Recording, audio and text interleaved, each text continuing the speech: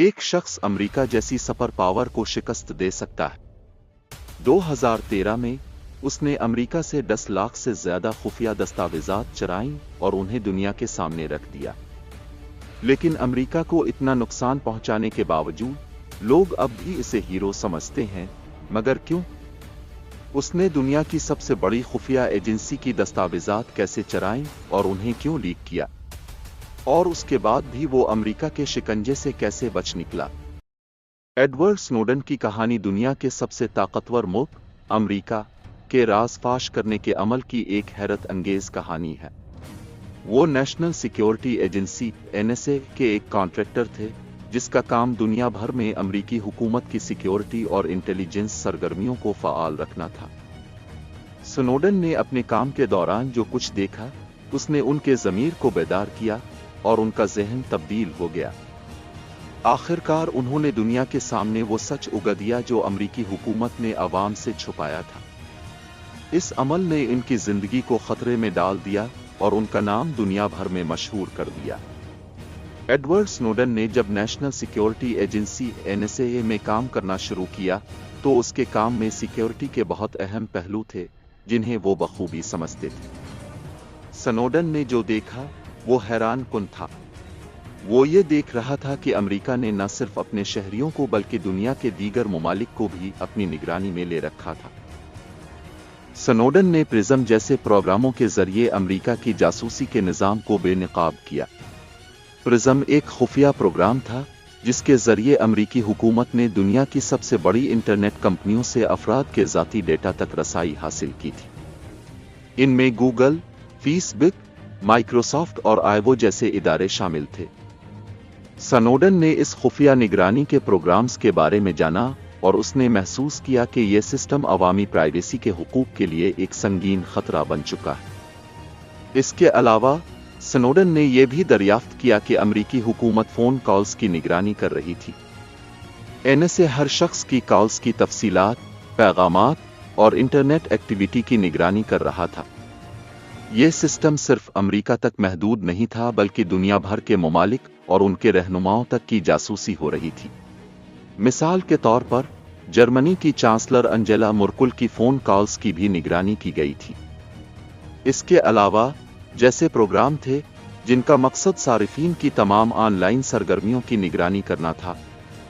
इन programmes में अमेरिकी हुकूमत को ऐसा ताकतवर सिस्टम फराहम किया गया था जिसके जरिए वो दुनिया भर में लोगों के ईमेल्स, वेब ब्राउजिंग हिस्ट्री और सोशल मीडिया के पैगामात तक रसाई हासिल कर सकती थी। स्नोडन ने जब ये सब देखा तो उसकी ज़मीर पर बहुत गहरा असर पड़ा। वो एक मुहिब वतन था और उसने हमेशा अमेरिका की खिदमत करने का अहद किया था, लेकिन वो ये नहीं देख सकता था कि अमेरिका अपनी ताकत का गलत इस्तेमाल कर रहा है और अवाम के बुनियादी हुकूक को पामाल कर रहा है। स्नोडन का कहना था, मैंने ये नहीं सोचा था कि हुकूमत इतनी बड़ी सतह पर लोगों की निगरानी कर रही है। जब मैंने ये सब देखा तो मेरे लिए खामोश रहना नामुमकिन था। उसने फैसला किया कि इसने जो कुछ देखा इसे दुनिया के सामने लाना जरूरी है ताकि अवाम को ये पता चल सके कि उनकी आज़ादी और प्राइवेसी खतरे में।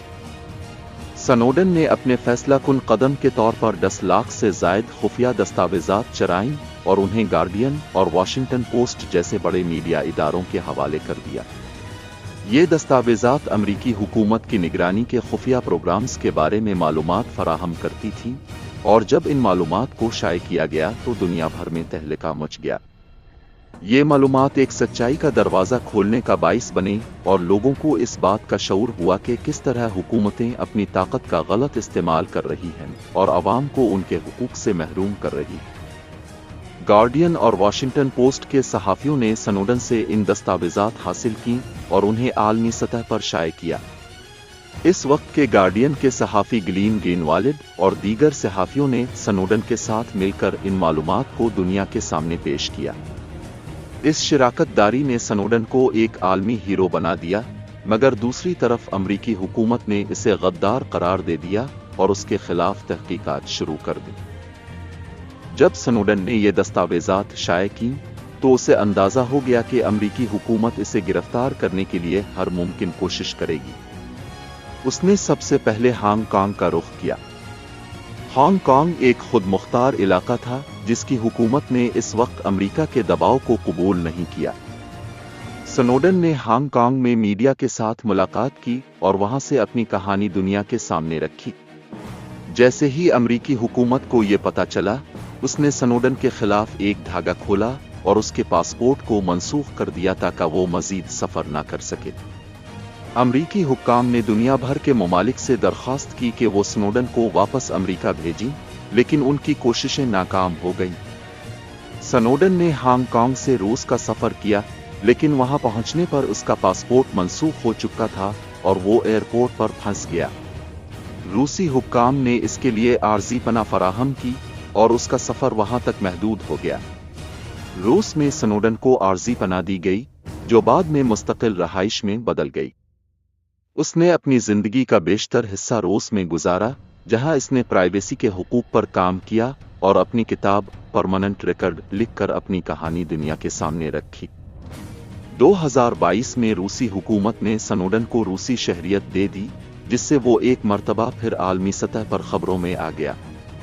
اس وقت تک اس نے دنیا بھر میں پرائیویسی اور آزادی کے حقوق کے بارے میں آواز بلند کی تھی۔ ایڈورڈ سنوڈن کی کہانی نے دنیا بھر میں بحث چھیڑ دی۔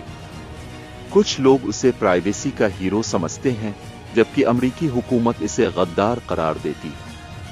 اس کے افشا کردہ معلومات نے عالمی سطح پر نگرانی کے نظام پر ایک نئی بحث چھیڑ دی اور حکومتوں کو اپنی پالیسیوں پر نظر ثانی کرنے پر مجبور کر دیا۔ سنوڈن کی کہانی ایک فرد کی طاقت اور اس کے اصولوں کے لیے کھڑے ہونے کی ایک عظیم مثال بن گئی۔ سنوڈن کی کہانی یہ بتاتی ہے کہ ایک فرد کس طرح دنیا کی سب سے طاقتور حکومت کے خلاف کھڑا ہو سکتا ہے اور دنیا بھر میں آزادی اور پرائیویسی کے حقوق کی اہمیت کو اجاگر کر سکتا ہے۔